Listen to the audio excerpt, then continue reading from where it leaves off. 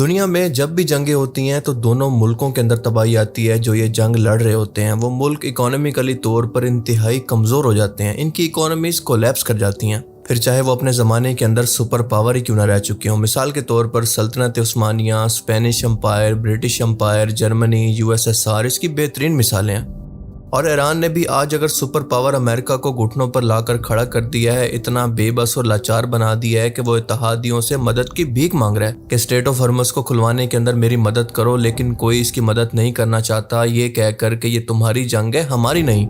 اور ایران نے super power کی اکانومی کو گردن سے پکڑ لیا ہے، جو کہ دن بدن جنگی خرچے کی وجہ سے گرتی جا رہی ہے. تو اس حوصلے اور بہادری کی قیمت دراصل ایران نے اپنی ٹاپ لیڈرشپ کو شہید کروا کر، سویلینز کو شہید کروا کر اور چھوٹی چھوٹی اسکول کی بے گناہ بچیوں کو شہید کروا کر ادا تو کی ہے، لیکن ساتھ ساتھ وہ خود بھی اکانومیکلی طور پر بہت ویک ہوتا جا رہا ہے. اور آپ یہ بھی جانتے ہیں کہ جب سے اس ملک کے اندر اسلامک رجیم آئی ہے تب سے یہ ملک سر نہ جھکانے کی سزا کے اندر اکانومیکل پابندیاں بھی برداشت کر رہا ہے تقریباً 47 سال سے، مگر پھر بھی حیرت انگیز طور پر نہ صرف اپنے پاؤں پر کھڑا ہے بلکہ لڑ بھی رہا ہے اور برابر کی ٹکر دے رہا ہے.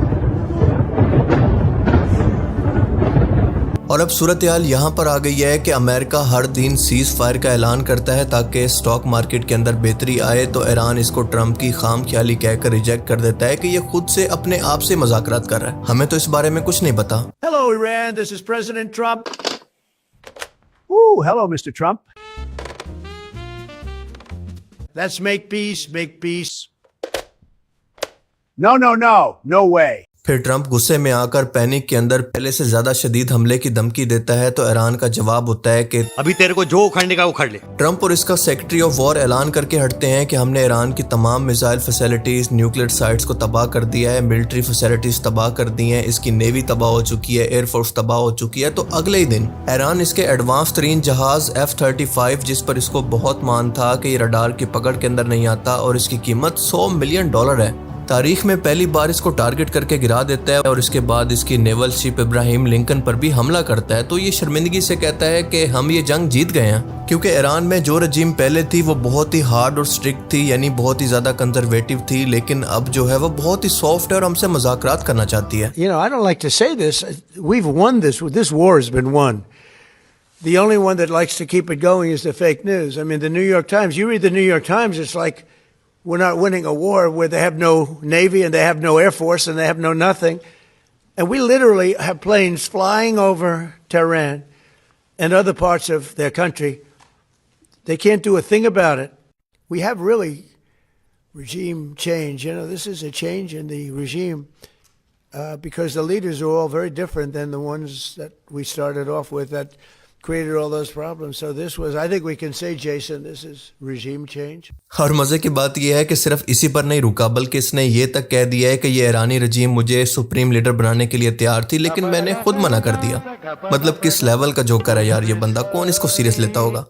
مطلب گراؤنڈ ریالٹی یہ ہے کہ آپ خود سوچیں کہ اسٹریٹ آف ہرمز ابھی بھی ایران کے قبضے میں ہے، امریکہ اس کو مل کر بھی ابھی تک نہیں کھلوا پایا، اس کے کئی فوجی مارے گئے جو کہ کئی 100 کی تعداد کے اندر ہیں، جن کو رپورٹ کرنے کی میڈیا کو بالکل بھی اجازت نہیں ہے. ٹوٹل میڈیا بلیک آؤٹ ہے. اور اس کے علاوہ ایران کا یورینیم بھی جو کہ 400 کلو کے قریب تھا وہ بھی محفوظ ہے. اس کی قیادت ابھی بھی لڑ رہی ہے. ایران میں سب کچھ نارمل چل رہا ہے، وہاں پر کوئی پینک نہیں ہے. جبکہ اگر امریکہ کی بات کریں تو اس کا اتنا نقصان ہو چکا ہے کہ قطر کے اندر $1 بلین کا تو اس کا رڈار تباہ ہو چکا ہے. اس کا ڈیفنس سسٹم پیٹریوٹ جو کہ ٹوٹل 8 کے قریب تھے، ان میں سے 4 تباہ ہو چکے ہیں اور ہر ایک مڈل ایسٹ کی بیس تقریباً تباہ ہو چکی ہے. اس کے فوجی وہاں سے چھوڑ کر اپنے ملک واپس آ چکے ہیں. اس پر ٹوٹل $48 ٹریلین کا قرضہ چڑھ چکا ہے. وہ مڈل ایسٹ کے اندر اپنے اتحادیوں کو پروٹیکٹ نہیں کر پایا اور دعویٰ کر رہا ہے یہ جیت کا. اور دوسری طرف ایران چاہتا ہے کہ یہ جنگ ختم ہو، لیکن اس کا یہ بھی کہنا ہے کہ وہ مذاکرات نہیں چاہتا بلکہ جنگ تب ختم ہوگی جب میں چاہوں گا اور میری شرطوں پر ختم ہوگی. تو پھر سوال یہ ہے کہ یہ جنگ آخر کون جیت رہا ہے، کیونکہ جو شرطیں منوا کر جنگ کو ختم کرنا چاہے اس کا مطلب ہے کہ جنگ کے اندر اس کا اپر ہینڈ ہے اور وہ اس جنگ کو جیت رہا ہے.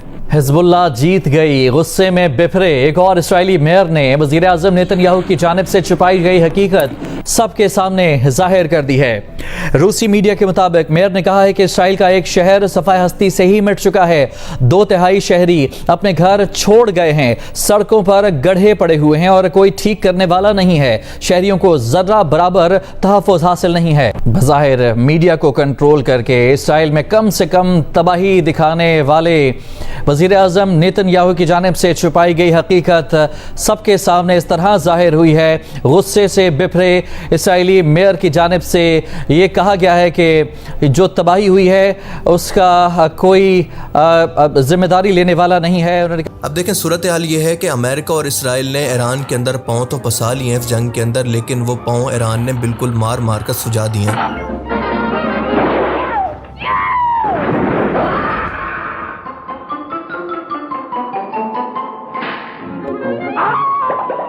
جبکہ ان کا میڈیا اتنا کنٹرولڈ ہے کہ نہ تو اپنا نقصان بتا سکتا ہے اور نہ ہی اصل رپورٹنگ کر سکتا ہے، ورنہ ظاہر ہے کہ خود امریکہ اور اسرائیل کے اندر ہی خانہ جنگی سٹارٹ ہو سکتی ہے۔ آپ کو یقین نہ آئے تو یہ نیوز سن لیں۔ اب خود اسرائیلی اور امریکی میڈیا نے رپورٹ کیا ہے کہ اسرائیل نے امریکہ کو بتا دیا ہے کہ اس کے پاس ایرانی میزائلوں سے بچنے کے لیے انٹرسیپٹرز انتہائی کم باقی بچے ہیں۔ عرب ممالک کے حوالے سے بھی رپورٹ سامنے آئی ہیں کہ سینکڑوں ایرانی میزائلوں اور ڈرونز کو گرانے کے بعد ان کے پاس بہت کم انٹرسیپٹرز بچے ہیں۔ مگر اہم بات یہ ہے کہ خود امریکی میڈیا رپورٹ کر رہا ہے کہ امریکی فوج کے پاس بھی بہت کم انٹرسیپٹرز بچے ہیں اور امریکہ اس وقت جنوبی کوریا اور دیگر ملٹری بیسز سے انٹرسیپٹرز ایرانی جنگ میں منتقل کر رہا ہے۔ مطلب عوام کو ان لوگوں نے نیچے تک پروپیگنڈا فیڈ کیا ہوا ہے کہ ہم یہ جنگ جیت رہے ہیں، جبکہ ابھی اسرائیل کے اندر ایران نے کلسٹر بم فائر کیے ہیں اور یہ کل کی خبر ہے۔ ان دونوں ملکوں کے اندر انویسٹر ملک کو چھوڑ کر جا رہے ہیں اور صرف ایک دن کے اندر اگر بات کریں تو امریکن سٹاک مارکیٹ سے $1 ٹریلین انویسٹرز نے نکال لیا ہے۔ پابندیوں کے ساتھ ایران نے یہ جنگ پیٹ پر پتھر باندھ کر کیسے لڑی ہے، اس کا اندازہ آپ اس بات سے لگا لیں کہ صرف 1 مہینہ بھی مکمل نہیں ہوا تیل کی سپلائی بند ہوئے تو ہمارے ملک کے اندر ان نااہلوں کی وجہ سے یہ حالت ہو چکی ہے۔ جیسے جنگ ایران کے اندر نہیں بلکہ ہمارے ملک کے اندر چل رہی ہو، حملے ان پر نہ ہو رہے ہوں بلکہ ہمارے ملک پر ہو رہے ہوں۔ مطلب پیٹرول شارٹیج، مہنگائی، لاک ڈاؤن، پینک، اور لوگوں کو سمجھ ہی نہیں آ رہا کہ اگلے ٹائم کے اندر حکومت کیا ڈیسیژن لے گی۔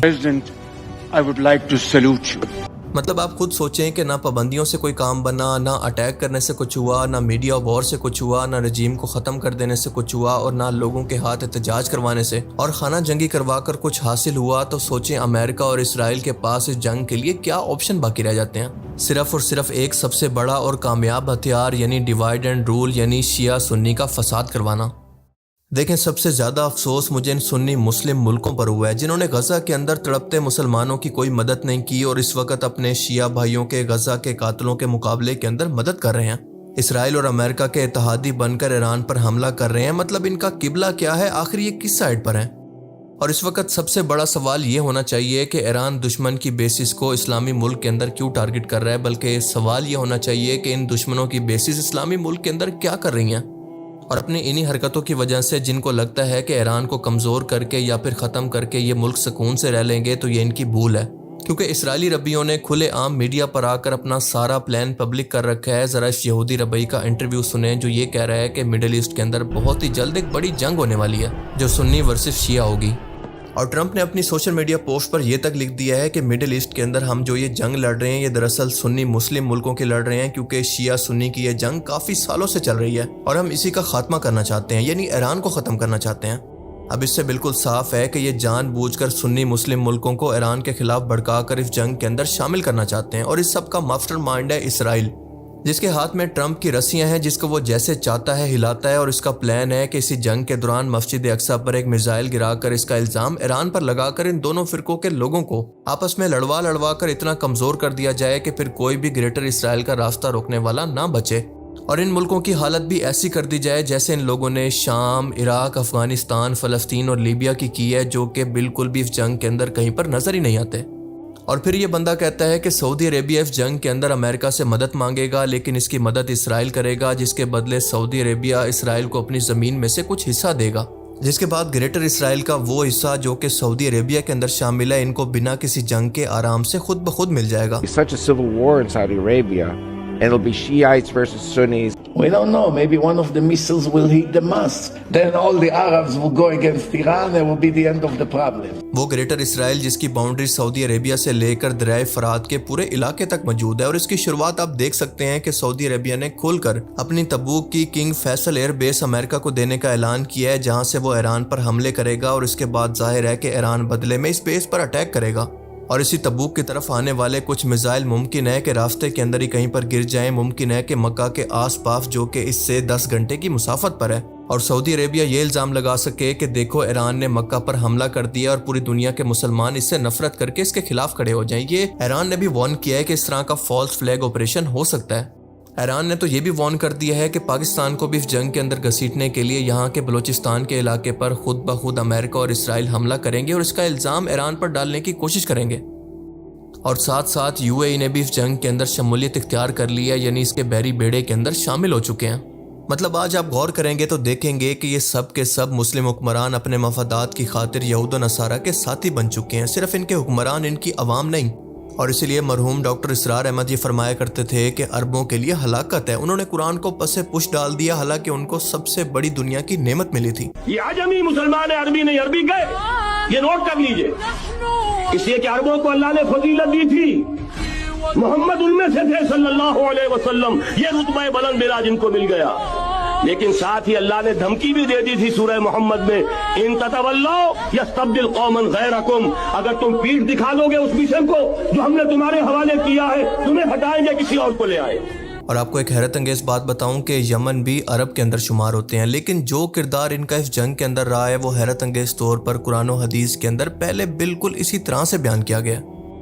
صحیح بخاری 3302 کے اندر آتا ہے کہ رسول پاک صلی اللہ علیہ وسلم نے اپنے ہاتھ سے یمن کی طرف اشارہ کر کے فرمایا کہ ایمان تو یہاں پر یمن میں ہے، اور پھر فرمایا کہ کساوت اور سخت دلی تو ان لوگوں میں ہے جو کہ اونٹوں کی دمیں پکڑے چلاتے رہتے ہیں جہاں سے شیطان کی چونٹیاں نمودار ہوں گی، یعنی ربیہ اور مضر کی قوموں کے اندر۔ اللہ اکبر! کیا آپ جانتے ہیں کہ ربیہ اور مضر کی قوم کے لوگ آج کہاں پر موجود ہیں؟ سعودی عربیہ کی آل سعود فیملی، بحرین کی الخلیفہ فیملی اور کویت کی الصبا فیملی دراصل اسی ربیہ ٹرائب سے ہی تعلق رکھتی ہیں، اور یہ بات میں خود نہیں کر رہا بلکہ یہ چیزیں باقاعدہ خود سے رپورٹڈ ہیں۔ آپ ذرا غور کریں گے تو دیکھیں گے کہ ان تمام ہی ملکوں نے یمن کے ساتھ جو سلوک کیا ہے وہ ہم سبھی لوگ جانتے ہیں، اس کے تقریباً 4 لاکھ سے زیادہ لوگ مروا دیے ہیں، اور آج بھی اگر آپ دیکھیں تو عربوں کے اندر صرف ایک یمن ہی ایسا ملک ہے جو کہ سنی ہو کر اپنے شیعہ بھائی ایران کا ہر ممکن ساتھ دے رہا ہے، ہر ممکن اس کی مدد کر رہا ہے۔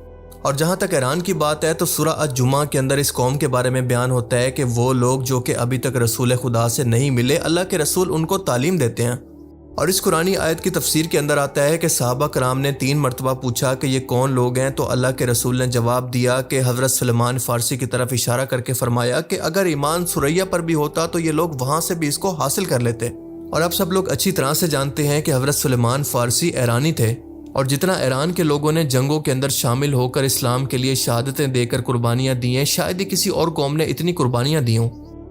اللہ تعالیٰ کا ہمیشہ سے یہ قانون رہا ہے کہ جو بھی قوم اللہ کے پیغام کو، قرآن کو پیٹھ کے پیچھے ڈال دیتی ہے، اللہ کے احکامات کو فالو نہیں کرتی، تو اللہ تعالیٰ ہمیشہ اس قوم کو ہٹا کر کسی اور قوم کو لے آتا ہے دین کی خلافت کے لیے، بالکل اس طرح سے جیسا پہلے بنی اسرائیل کے ساتھ کیا گیا، اور پھر جب عربوں نے بالکل یہی حال کیا تو ان کی جگہ سلطنت عثمانیہ کے عثمانیوں کو دے دی گئی۔ اور آج جس طرح سے عرب حکمرانوں نے قرآن کریم سے پیٹھ پھیر لی ہے، بالکل ممکن ہے کہ اس جنگ کے بعد اللہ تعالیٰ اس خلافت کو فارسی قوم کے حوالے کر دے، کیونکہ اس کا ایمان اس لیول کا ہے۔ اور آپ جانتے ہیں کہ ان عربوں کے پاس خود کو ڈیفینڈ کرنے کے لیے امریکہ اور اسرائیل کے علاوہ کچھ بھی نہیں ہے۔ میں یہاں پر عرب حکمرانوں کی بات کر رہا ہوں، نہ کہ عرب کی عوام کی، کیونکہ عرب کی عوام بھی یہ سب کچھ نہیں چاہتی جو کہ یہ عرب حکمران اپنی قوموں کے ساتھ، اپنے مسلمان بھائیوں کے ساتھ کر رہے ہیں۔ اور یہ عرب عوام جتنا دین پر چلتی ہے، جتنا ان کے اندر دین کا درد موجود ہے، شاید ہم اس لیول کو کبھی پہنچ بھی نہیں سکتے۔ ایران نے پہلی بار عراق کے اندر اور مقبوضہ کشمیر کے اندر لوگوں کو ایک بار مدد کی صدا لگائی تو ان لوگوں نے اپنا سب کچھ اٹھا کر ایران کے حوالے کر دیا، جیسا کہ آپ ان ویڈیوز کے اندر دیکھ سکتے ہیں کہ چھوٹے چھوٹے اور معذور بچے اپنے غلے کو توڑ کر پیسے اکٹھے کر کے دے رہے ہیں، اور عورتیں اپنے زیور اور اپنے برتن تک خوشی سے دے رہی ہیں۔ صرف ایک بار میں ایک صدا پر کشمیر سے 500 کروڑ روپیہ اکٹھا ہو گیا ہے۔ آپ ذرا امیجن کریں کہ کون لوگ ہیں جو کہ اس جذبے کو شکست دے سکتے ہیں، اس قوم کو ہرا سکتے ہیں؟ کوئی بھی نہیں۔ اور اگر آپ لوگ بھی گھر بیٹھ کر اسی طرح سے ایران کی مدد کرنا چاہتے ہیں تو کم از کم 5 سے 10 ہزار روپے کے ایرانین ریال خرید کر اپنے پاس رکھ لیں، اور یقین کریں کہ یہ آپ کے لیے تو کوئی بہت بڑی رقم نہیں ہے، لیکن ایران کی کرنسی جو کہ ڈی ویلیویشن کی وجہ سے پابندیوں کی وجہ سے مسلسل گر رہی ہے، اس کی ڈیمانڈ بڑھنے سے وہ کافی حد تک سٹیبل ہو سکتی ہے۔ اور جاتے جاتے آپ سے ایک جنرل نالج کا سوال ہے کہ کیا آپ کو پتہ ہے کہ اسلام آنے سے پہلے فارس کے اندر یعنی ایران کے اندر کون سا مذہب موجود تھا جو کہ اسلام سے ملتا جلتا تھا؟ اپنا جواب کمنٹس میں ضرور لکھیے گا۔ اینڈ اگر اس ویڈیو سے آپ کو کچھ نیا جاننے کو ملا تو اس کو ضرور لائک کیجئے، اور اب میں ملوں گا آپ سے ایک ایسی ہی نئی انٹرسٹنگ ویڈیو میں۔ تب تک کے لیے اپنا بہت سا خیال رکھیے گا۔ Thanks for watching this video. اللہ حافظ۔